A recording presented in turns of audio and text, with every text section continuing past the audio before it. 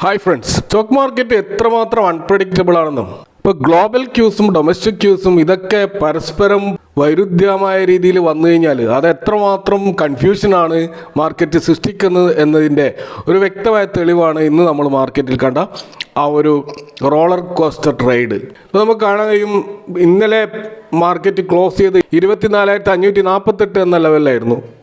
ഇന്ന് Nifty open ചെയ്തത് 24,498 അതിനുശേഷം താഴോട്ടേക്ക് പോയ മാർക്കറ്റ് ഒരു ഘട്ടത്തിൽ എല്ലാവരെയും നിരാശരായിക്കൊണ്ട് 24,150 എന്ന ലെവലിൽ എത്തിയിരുന്നു. എന്നാൽ അവിടെ നിന്ന് പിന്നീട് മാർക്കറ്റ് റീബൗണ്ട് ചെയ്തിട്ട് 24,792 എന്നുള്ള ലെവലിലേക്ക് തിരിച്ച് കയറി എന്നുള്ളത് തികച്ചും അത്ഭുതപ്പെടുന്ന ഒരു കാര്യമായിരുന്നു. ഒടുവിൽ നിഫ്റ്റി ക്ലോസ് ചെയ്തത് 24,768 എന്ന ലെവലിലാണ്. അതായത് 50-ഡേ മൂവിങ് ആവറേജിന് മുകളിൽ ഒരു കംഫർട്ടബിൾ ആയിട്ടുള്ള ഒരു പൊസിഷനിലാണ് ഇപ്പോൾ നിഫ്റ്റി നിൽക്കുന്നത്. അപ്പോൾ ഇന്നത്തെ മോർണിംഗ് സെഷനിൽ ഏകദേശം 13ഓളം മേജർ സെക്ടേഴ്സിൽ എല്ലാം താഴോട്ടേക്ക് പോവുകയുണ്ടായി. പ്രത്യേകിച്ച് മെറ്റൽ ഇൻഡെക്സ് 1.7% താഴോട്ടേക്ക് പോയിരുന്നു. അപ്പോൾ ചൈന പുതുതായിട്ട് പ്രഖ്യാപിച്ചുള്ള സ്റ്റിമുലസ് പാക്കേജ് അതാണ് തുടക്കത്തിൽ മാർക്കറ്റിൽ ഇത്രയധികം ആശയക്കുഴപ്പം സൃഷ്ടിച്ചത്. കൂടാതെ സ്ട്രോങ് ആയിട്ടുള്ള ഡോളർ അത് തീർച്ചയായിട്ടും മെറ്റൽ സ്റ്റോക്ക് കൂടുതൽ കോസ്റ്റ്ലി ആക്കും മറ്റ് കറൻസികൾക്ക് എന്നുള്ള ഒരു പ്രശ്നം ഉണ്ടായിരുന്നു. എന്നാൽ ഈ വിഷയത്തിലൊക്കെ മൊത്തത്തിൽ ഒരു ക്ലാരിറ്റി വരുമ്പോഴത്തേക്ക് മെറ്റൽ പ്രൊഡ്യൂസേഴ്സിന് വേൾഡ് വൈഡ് ഗുണകരമാകും എന്ന ഒരു രീതിയിലുള്ള ഇൻ്റർപ്രിട്ടേഷൻ വന്നു. അപ്പോൾ ഫൈനാൻഷ്യൽ സെഗ്മെൻറ്റിലും IT സെഗ്മെൻറ്റിലും ഉണ്ടായ ഡ്രോപ്പ് പിന്നീട് തിരിച്ചു വന്നു. കൂടാതെ ഇന്ത്യയുടെ ഇൻഫ്ലേഷൻ ഡാറ്റ അത് 2%-നും 6%-നും ഇടയ്ക്കുള്ള ആ ഒരു ടോളറൻസ് ലെവലിൽ വന്നിട്ടുണ്ട് എന്നുള്ളത് ഇന്ത്യൻ ഡൊമസ്റ്റിക് യൂസ് വളരെ പോസിറ്റീവായിരുന്നു. പക്ഷേ നമ്മുടെ റൂപ്പി ഡോളറുമായിട്ട് കമ്പയർ ചെയ്യുമ്പോൾ താഴോട്ടേക്ക് വന്നത് ഒരു FII സെല്ലിങ്ങിന് കാരണമായി. വളരെയധികം മിക്സഡ് ആയിട്ടുള്ള റിയാക്ഷൻസ് ആണ് നമ്മൾ മാർക്കറ്റിൽ നിന്ന് കണ്ടത്. ഇപ്പോൾ നിഫ്റ്റി ആ തകർച്ചയിൽ നിന്ന് പിടിച്ചുയർത്തിയത് FMCG സ്റ്റോക്കുകളാണെന്ന് കാണാൻ കഴിയും. കാരണം ഇന്നത്തെ സെക്ടോറൽ ഇൻഡെക്സുകളുടെ പ്രകടനം നോക്കിക്കഴിഞ്ഞാൽ ഏറ്റവും നല്ല പ്രകടനം കാഴ്ചവെച്ചിട്ടുള്ളത് FMCG സെക്ടറാണ്. ITC, Hindustan Unilever, Britannia പോലെയുള്ള പല സ്റ്റോക്കുകളും ഇന്ന് മുന്നോട്ടേക്ക് കുതിച്ചതായിട്ട് നമുക്ക് കാണാൻ കഴിയും. അപ്പോൾ ഈ ഒരു 50-ഡേ മൂവിങ് ആവറേജിന് മുകളിലേക്ക് വന്നിട്ടുള്ള ഈ ഒരു നിഫ്റ്റി തീർച്ചയായും നെക്സ്റ്റ് വീക്ക് വളരെ പോസിറ്റീവായിട്ടുള്ള ഒരു ഔട്ട്ലുക്ക് ആയിരിക്കും തരിക എന്ന ഒരു പ്രതീക്ഷയാണ് മൊത്തത്തിൽ മാർക്കറ്റിലുള്ളത്. R4iലേക്ക് എല്ലാവർക്കും സ്വാഗതം.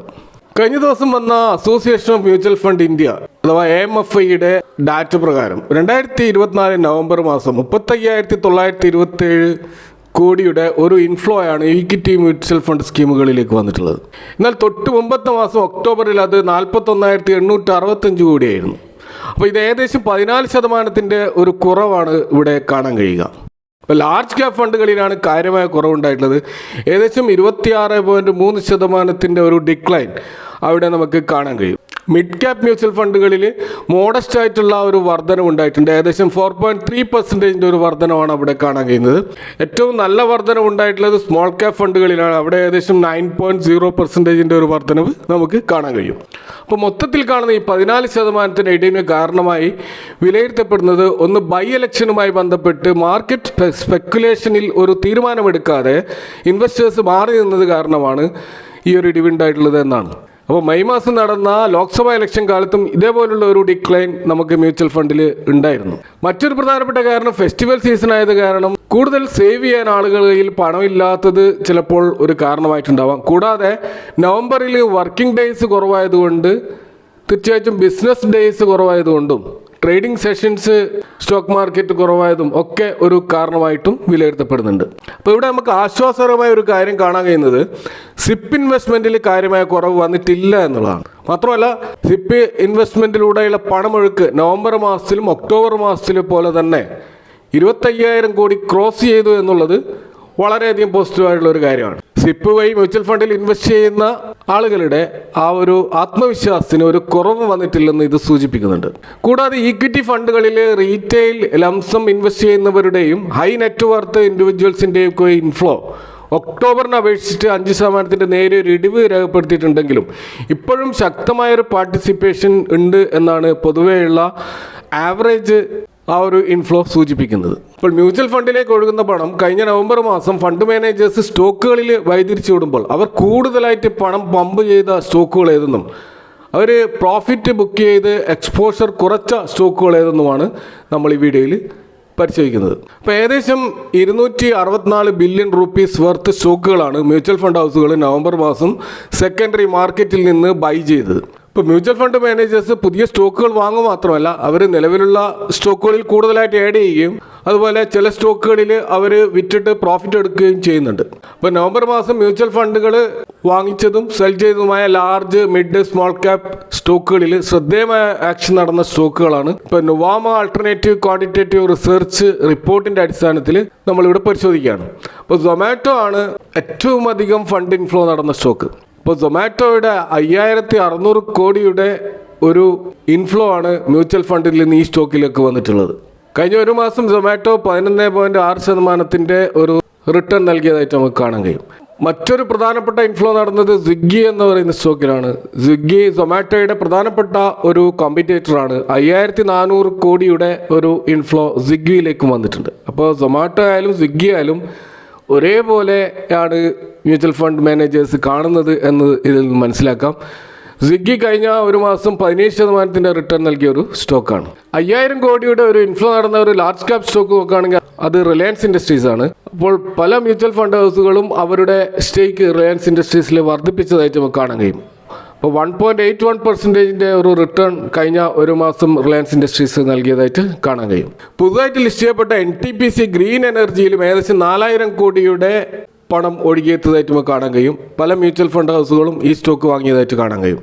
അപ്പോൾ കഴിഞ്ഞ ഒരു മാസം 18% ഒരു റിട്ടേൺ ഈ സ്റ്റോക്കിൽ വന്നതായിട്ട് നമുക്ക് കാണാൻ കഴിയും. മറ്റൊരു പ്രധാനപ്പെട്ട സ്റ്റോക്ക് ആക്സിസ് ബാങ്ക് ആണ്. ഇതിൽ ഏകദേശം 4900 കോടിയുടെ ഒരു ഇൻഫ്ലോ നടന്നിട്ടുണ്ട്. കഴിഞ്ഞ ഒരു മാസം 0.78% ഒരു റിട്ടേൺ ഈ സ്റ്റോക്കിൽ ഉണ്ടായിട്ടുണ്ട്. അതേപോലെ ICICI ബാങ്കിൽ 4100 കോടിയുടെ ഒരു ഇൻഫ്ലോ നടന്നിട്ടുണ്ട്. അതായത് 7.4% ഒരു റിട്ടേൺ ആണ് കഴിഞ്ഞ ഒരു മാസം ഈ സ്റ്റോക്കിൽ ഉണ്ടായിട്ടുള്ളത്. മറ്റൊരു പ്രധാനപ്പെട്ട മ്യൂച്വൽ ഫണ്ട് ഹൗസുകളുടെ ബൈങ് നടന്നത് ഭാരതി എയർടെല്ലിലാണ്. 3200 കോടിയുടെ ഒരു ബൈങ് ആണ് ഇതിൽ നടന്നിട്ടുള്ളത്. 8.43% ആണ് കഴിഞ്ഞ ഒരു മാസം ഭാരതി എയർടെൽ നൽകിയ റിട്ടേൺ. അപ്പോൾ 3000 കോടിക്ക് മുകളിലുള്ള ഫണ്ട് ഒഴുകിയെത്തിയ സ്റ്റോക്കുകളെ കുറിച്ച് നമ്മൾ ഇതുവരെ പറഞ്ഞത്. ഇനി 1800 കോടിക്കും 2600 കോടിക്കും ഇടയിൽ ഫണ്ട് ഒഴുകിയെത്തിയ മറ്റ് ചില സ്റ്റോക്കുകളെ കുറിച്ച് നോക്കുമ്പോൾ SBI ആണ് ഒരു സ്റ്റോക്ക്. മറ്റൊന്ന് ട്രെൻഡാണ്. ടാറ്റയുടെ ട്രെൻഡ് എന്ന് പറഞ്ഞ ഈ റീറ്റെയിൽ ചെയിൻ കമ്പനിക്ക് നല്ല തോതിലുള്ള ഇൻഫ്ലോ നടന്നിട്ടുണ്ട്. അതുപോലെ ഇൻഡസിൻഡ് ബാങ്കിലും നല്ല ഒരു ബൈങ് നടന്നിട്ടുണ്ട്. ഇൻഡസിൻഡ് ബാങ്ക് കഴിഞ്ഞ ഒരു മാസം നെഗറ്റീവ് റിട്ടേൺ നൽകിയ സ്റ്റോക്കാണ്. പക്ഷെ അവിടെ അതിൻ്റെ ആ ഒരു ക്രാഷ് മുതലെടുത്തുകൊണ്ട് മ്യൂച്വൽ ഫണ്ട് ഹൗസുകൾ ഈ സ്റ്റോക്കിൽ നല്ല ബൈങ് ആണ് നടത്തിയത് എന്ന് മനസ്സിലാക്കാൻ കഴിയും. മറ്റൊരു സ്റ്റോക്ക് വരുൺ ബീവറേജസ് ആണ്. കഴിഞ്ഞ ഒരു മാസം 13% വമ്പിച്ച റിട്ടേൺ നൽകിയ സ്റ്റോക്കാണ് വരുൺ ബീവറേജസ്. ഇനി 1000 കോടിക്ക് മുകളിൽ ഫണ്ട് ഹൗസുകൾ വാങ്ങിച്ചു കൂട്ടിയ സ്റ്റോക്കുകൾ നോക്കുകയാണെങ്കിൽ അത് മാരുതി സുസുക്കി കാണാൻ പറ്റും. അതുപോലെ പഞ്ചാബ് നാഷണൽ ബാങ്ക് കാണാൻ പറ്റും. അതുപോലെ SBI ലൈഫ്. ഈ SBI ലൈഫ് കഴിഞ്ഞ ഒരു മാസം -7% റിട്ടേൺ ആണ് നൽകിയിട്ടുള്ളതെങ്കിലും അതിൻ്റെ ആ ഒരു ഡിപ്പ് മുതലെടുത്തുകൊണ്ട് നല്ല തോതിൽ മ്യൂച്വൽ ഫണ്ടുകൾ ബൈ ചെയ്തതായിട്ട് നമുക്ക് കാണാൻ കഴിയുക. അതുപോലെ ബജാജ് ഫിൻസർവിൽ ബൈങ് നടന്നു. അതുപോലെ KEI ഇൻഡസ്ട്രീസിലും വൻതോതിലുള്ള ബൈങ് നടന്നു. ഈ KEI ഇൻഡസ്ട്രീസ് കഴിഞ്ഞ ഒരു മാസം 14% റിട്ടേൺ നൽകിയ ഒരു സ്റ്റോക്കാണെന്ന് കൂടി നമ്മൾ ഓർക്കുക. അതുപോലെ കോൾ ഇന്ത്യയിലും നല്ല തോതിലുള്ള ബൈങ് മ്യൂച്വൽ ഫണ്ടുകൾ നടത്തിയിട്ടുണ്ട്. ഇതൊരു ഡിവിഡൻഡ് സ്റ്റോക്ക് എന്നുള്ള നിലക്കും വളരെയധികം സ്റ്റേബിളായിട്ട് പെർഫോം ചെയ്യുന്നത് എന്നുള്ള നിലക്കുമായിരിക്കാം ഈ സ്റ്റോക്കിൽ വൻതോതിലുള്ള ബൈങ് നടക്കുന്നത്. അപ്പോൾ ഇവിടെ നമ്മൾ 1000 കോടിക്ക് മുകളിൽ മ്യൂച്വൽ ഫണ്ട് ഹൗസുകൾ പർച്ചേസ് ചെയ്ത സ്റ്റോക്കുകളെ കുറിച്ചാണ് സംസാരിച്ചത്. ഇനി മ്യൂച്വൽ ഫണ്ട് ഹൗസുകൾ അവരുടെ ഹോൾഡിംഗ് കുറച്ച സ്റ്റോക്കുകളുണ്ട്. ഏകദേശം 800 കോടി മുതൽ 1700 കോടിയുടെയൊക്കെ വിൽപ്പന നടത്തിയ സ്റ്റോക്കുകളുണ്ട്. ആ റേഞ്ചിൽ വരുന്ന സ്റ്റോക്കുകളൊക്കെ ഒന്ന് പവർ ഗ്രിഡിലാണ് ഇവർ സെല്ലിങ് നടത്തിയിട്ടുള്ളത്. മറ്റൊന്ന് വോൾട്ടാസിൽ നല്ല തോതിലുള്ള സെല്ലിങ് നടത്തി. കാരണം ഇതൊക്കെ നല്ല റണ്ണപ്പ് നടന്നുകൊണ്ട് പ്രോഫിറ്റിൽ നിൽക്കുന്ന സ്റ്റോക്കുകളാണ്. അതുപോലെ കോഫോർജിൽ നല്ല തോതിലുള്ള സെല്ലിങ് നടന്നു. അതുപോലെ ഒബറോയ് റിയാലിറ്റിയിൽ സെല്ലിങ് നടന്നു. ആൽക്കം ലാബിലും നല്ല തോതിലുള്ള സെല്ലിങ് നടന്നതായിട്ട് നമുക്ക് കാണാൻ കഴിയും. മറ്റൊരു പ്രധാനപ്പെട്ട സെല്ലിങ് നടന്ന സ്റ്റോക്ക് HDFC ബാങ്കാണ്. ഏകദേശം 11000 കോടിയുടെ സെല്ലിങ് ഈ സ്റ്റോക്കിൽ നടന്നിട്ടുണ്ട്.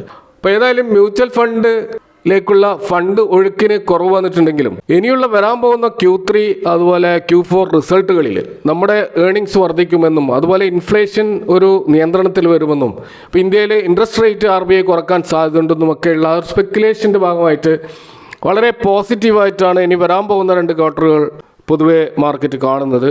അതുകൊണ്ട് മ്യൂച്വൽ ഫണ്ടിൻ്റെ ഈ ഒരു താൽക്കാലികമായിട്ടുള്ള ഈ ഒരു ഡിപ്പ് അത് തിരിച്ചു വരുമെന്നും അപ്പോൾ അടുത്ത ക്വാർട്ടറുകളിൽ ഇത് ഇമ്പ്രൂവ് ആവും എന്നുമാണ് പൊതുവെ പ്രതീക്ഷിക്കുന്നത്. അപ്പോൾ ഈ വീഡിയോയുമായി ബന്ധപ്പെട്ടുള്ള നിങ്ങളുടെ കമൻറ്റുകൾ അറിയിക്കുക. Thank you for watching.